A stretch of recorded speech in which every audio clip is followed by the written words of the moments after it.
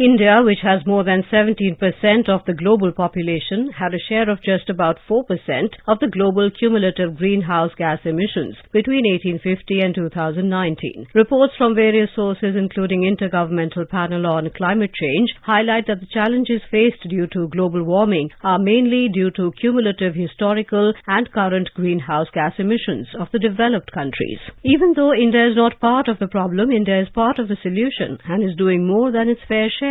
India is a party to the United Nations Framework Convention on Climate Change, its Kyoto Protocol and the Paris Agreement. Under the Paris Agreement in 2015, India had submitted its Nationally Determined Contribution (NDC), balancing the concerns and priorities of climate change, sustainable development including poverty eradication and economic growth of the country. In August 2022, India updated its NDC, according to which India has an enhanced target to reduce emissions intensity of its GDP by 45% by 2030 from 2005 level, achieve about 50% cumulative electric power installed capacity from non-fossil fuel-based energy resources by 2030. Further, in November 2022, India has submitted its long-term low-carbon development strategy. India's long-term strategy rests on 7 key transitions to low-carbon development pathways. One of these transitions will focus on promoting adaptation in urban design, energy and material efficiency in buildings, and sustainable urbanization. The Government of India is implementing several programs and schemes, including the National Action Plan on Climate Change (NAPCC), which comprises missions in specific areas of solar energy, energy efficiency, water, sustainable agriculture, Himalayan ecosystem, sustainable habitat, Green India, and strategic knowledge for climate change.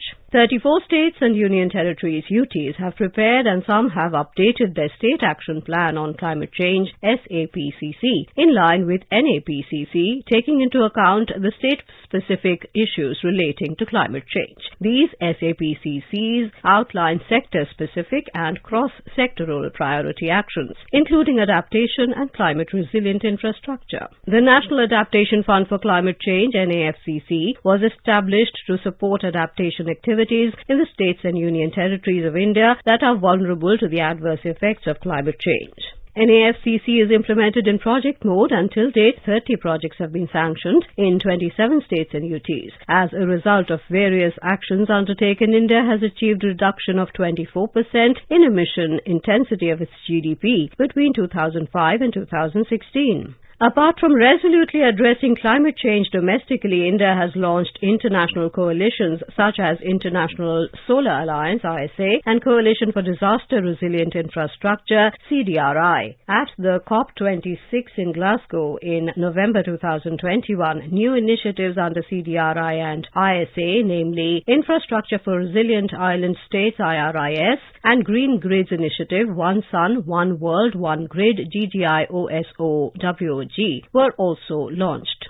Along with Sweden, India co-leads the Leadership Group for Industry Transition (LEAD IT) for voluntary low-carbon transition of hard-to-abate sectors. India's National Disaster Management Authority (NDMA) has issued several disaster-specific guidelines for managing extreme weather-related disasters such as cyclones, floods and heat wave. National Disaster Management Plan (NDMP) has been formulated to assist all stakeholders, including state governments, in disaster risk management of various hazards, including hazards related to climate change. Furthermore, advanced and early warning systems are being implemented by Indian Meteorological Department to facilitate timely evacuation in the event of floods or cyclones and prevent the loss of lives. India has implemented Integrated Coastal Zone Management Project that has contributed inter alia mapping of hazard line, eco-sensitive areas, sediment cell for the entire coastline of India. The hazard line is indicative of the shoreline changes, including the sea level rise due to climate change, and is a project of impact due to sea level rise and shoreline changes over a long period of time, namely over 100 years. This line is required to be used by the coastal state agencies concerned as a tool for disaster management for the coastal environment, including planning of adaptive and mitigation measures. The Prime Minister has outlined the mantra of Mission Life is lifestyle for environment. Life, emphasizing the benefits of Mission Life, Prime Minister Modi said it connects the power of the people for the protection of this earth and teaches them to utilize it in a better way. He underlined that Mission Life makes the fight against climate change democratic, in which everyone can contribute within their capacity. The Prime Minister, citing the example of the adoption of LED bulbs in India for reducing electricity bills and protecting the environment. This has led to massive savings and environmental benefits, and this is a recurring permanent benefit.